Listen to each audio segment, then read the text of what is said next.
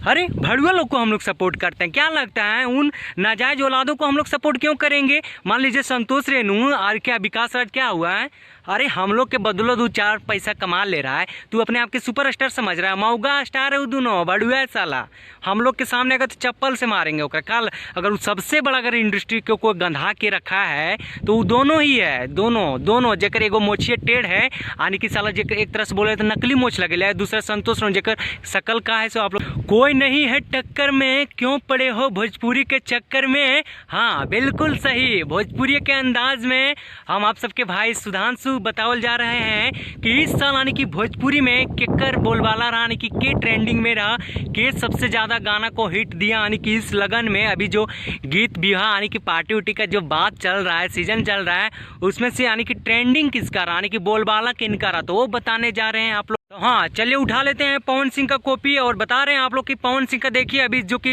इस साल का सबसे यानी कि सबसे भोजपुरी का अगर ब्लॉकबस्टर अगर गाना कोई रहा है तो गाना है धनी हो सब धन तोहरे नुबाड़े। हाँ लगभग 2 मंथ नहीं हुआ और वो सॉन्ग लगभग 250 मिलियन क्रॉस हो गया, यानी कि बहुत जल्द लगता है लगभग 15-20 दिन में 300 मिलियन क्रॉस हो जाएगा। और दूसरा बात पियर फराक वाले जकरा पे कि पापा के परी लागे लू, वो गाना में क्या एकदम से लगभग 1 महीना भी नहीं हुआ 150 मिलियन प्लस हो चुका है। वैसा तो बताने के लिए उतना टाइम नहीं है, अगर बताने लगेंगे तो ना जाने कि 1-2 घंटा लग जाएगा, इसलिए उनका अगर 1 से 10 तक आने की ट्रेंडिंग स्टार में देखिएगा तो उसमें से जरूर पवन सिंह का ही 4-5 यानी 6 नंबर तक पवन सिंह फिक्स है। बात करते हैं खेसारी लाल यादव की, जिनका कि गाना का बोलबाला इस साल बहुत ही कम रहा था। हाँ मान रहे कि पिछला साल कोला गाना था जो कि बहुत ही यानी कि ब्लॉकबस्टर साबित हुआ था, बहुत ज़्यादा उस पर प्यार समर्थन मिला था, भोजपुरी का रिकॉर्ड तोड़ दिया था। इस साल उनका बोलबाला बहुत ही कम ही रहा। तो हाँ अगर खेसारी की बर्बादी में सबसे बड़ी हाथ है और इतना पिछलने का यानी कि सबसे बड़ा रीजन है तो वो है